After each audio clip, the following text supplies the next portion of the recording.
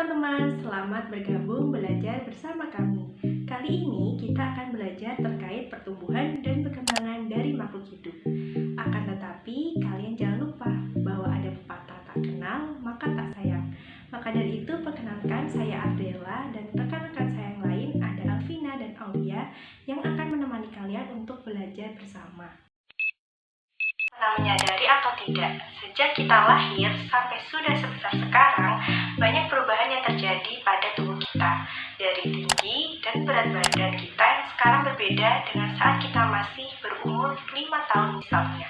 Baju dan celana yang 8 tahun lalu kita pakai mungkin sekarang sudah kekecilan atau kesempitan. Beberapa anggota badan kita juga mengalami perubahan tertentu loh teman-teman. Hal ini terjadi karena setiap makhluk hidup mengalami pertumbuhan dan perkembangan. Tapi kenapa dua kata tersebut digunakan secara bersamaan ya? Bukannya kedua kata tersebut memiliki makna yang sama? Sabar dulu teman-teman, dalam biologi kedua kata tersebut memang memiliki makna yang berbeda. Biar kita lebih paham perbedaan kedua kata tersebut, yuk kita belajar bareng-bareng. Pertumbuhan dalam biologi mengacu kepada perubahan fisik berupa pertambahan ukuran, volume, tinggi, dan massa ya teman-teman. Nah, ini terjadi karena selama dalam masa pertumbuhan, sel-sel dalam tubuh makhluk hidup bertambah banyak. Jadi jaringan yang ada dan organ-organ dalam tubuh makhluk hidup akan ikut berubah semakin besar. Nah, perubahan tubuh dalam pertumbuhan ini dapat diukur secara kuantitatif. Kita dapat mengukur tinggi maupun berat badan kita menggunakan meteran ataupun timbangan badan. Pertumbuhan juga memiliki ciri yang sangat khas, yaitu bersifat irreversible atau tidak dapat kembali ke bentuk semula. Makanya tinggi badan kalian yang sekarang tidak bisa berubah lagi jadi seperti saat kalian masih kecil dulu. Selain bersifat irreversible dan kuantitatif, pertumbuhan juga dapat dilihat dari perubahan fisik, batasan usia, dan dipengaruhi oleh pembentukan sel di dalam tubuh. Ini ciri-ciri pertumbuhan tadi yang sudah kita jelaskan, di mana pertumbuhan ini dapat kita amati pada gambar di samping. Nah, pertumbuhan pada manusia diawali dari bayi terlebih dahulu, yang kemudian akan bertumbuh menjadi balita, anak-anak, remaja, dewasa, hingga lansia. Nah, selain itu, salah satu ciri khas yang ada dalam pertumbuhan yaitu bersifat kuantitatif, di mana seperti yang sudah saya jelaskan tadi bahwa pertumbuhan itu dapat diukur. Seperti pada gambar di samping ini, terdapat anak perempuan dan anak laki-laki yang sedang mengukur tinggi badan mereka. Berbeda dengan pertumbuhan, perkembangan tidak bisa dilihat dengan mata telanjang atau diukur dan ditimbang. Ini karena perkembangan dalam biologi mengacu kepada proses untuk menuju ke kedewasaan.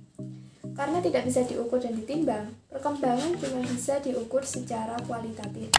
Maksudnya begini, kalau kalian perhatikan bayi yang baru lahir, bayi tersebut cuma bisa menangis, tapi begitu bayi tersebut memasuki usia 1 sampai 3 tahun, ia mulai lancar mengoceh.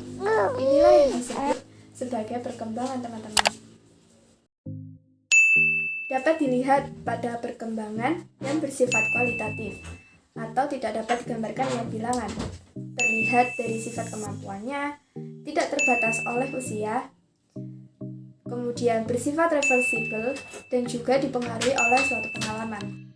Dapat dilihat pada gambar ini contoh dari perkembangan manusia, di mana seorang bayi tidak dapat langsung berjalan. Ia akan belajar merangkak terlebih dahulu, sehingga dapat belajar berjalan dengan lancar. Nah, masa pertumbuhan dan perkembangan. Pada proses pertumbuhan ini akan terhenti pada saat telah dewasa. Nah, sedangkan proses perkembangan manusia akan terus berlanjut sepanjang kehidupannya, di mana perkembangan manusia dapat mengalami perubahan seperti pola pikir, emosional, intelektual, dan yang lainnya hingga kita tua nanti. Oleh karena itu, proses perkembangan manusia merupakan fase kehidupan manusia. Nah, pertumbuhan seseorang itu dapat mencapai puncaknya pada masa dewasa.